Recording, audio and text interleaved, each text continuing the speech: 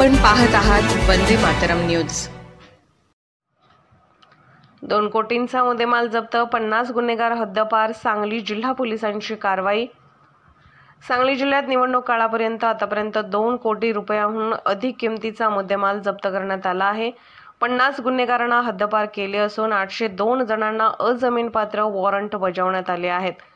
Police अधीक्षक संदीप घुगे यांनी ही माहिती दिली। घुगे म्हणाले, विधानसभा निवडणुकीसाठी सर्व मतदारसंघात एकूण 8 स्ट्रॉंग रूम तयार केले आहेत। तेथे मतमोजणीची प्रक्रिया पार पडणार आहे। निवडणूक शांततेत, मुक्त व निपक्षपाती वातावरणात पार पाडण्यासाठी पोलीस प्रशासन सज्ज आहे। आतापर्यंत 9 अग्निशस्त्रे जप्त केली आहेत। 27 प्रकारची अन्य तीक्ष्ण हत्यारे जप्त केली आहेत। जिल्ह्यात सुमारे 2400 परवानाधारक शस्त्रे असून निवडणुकीमुळे सर्व शस्त्रे जमा करून घेण्यात आली आहेत। यापूर्वी गुन्हे दाखल असलेल्या सर्व आरोपींवर प्रतिबंधात्मक कारवाई केली आहे। विशेषतः करून झोपडपट्टी दादांचा बंदोबस्त केला असून मोका कायदा अंतर्गतही कारवाया केल्या जातील। घुगे म्हणाले, 9 आंतरराज्य तपासणी नाक्यावर संशयास्पद बाबींची तपासणी सुरू आहे।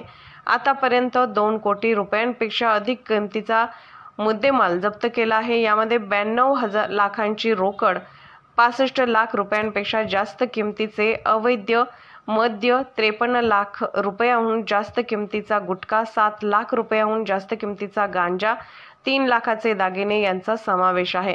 बंदोबस्तासाठी लष्कराच्या 8 कंपन्या सज्ज आहेत। घुगे म्हणाले, निवडणुकीसंदर्भातील 5 गुन्हे विविध ठिकाणी दाखल व्हावेत।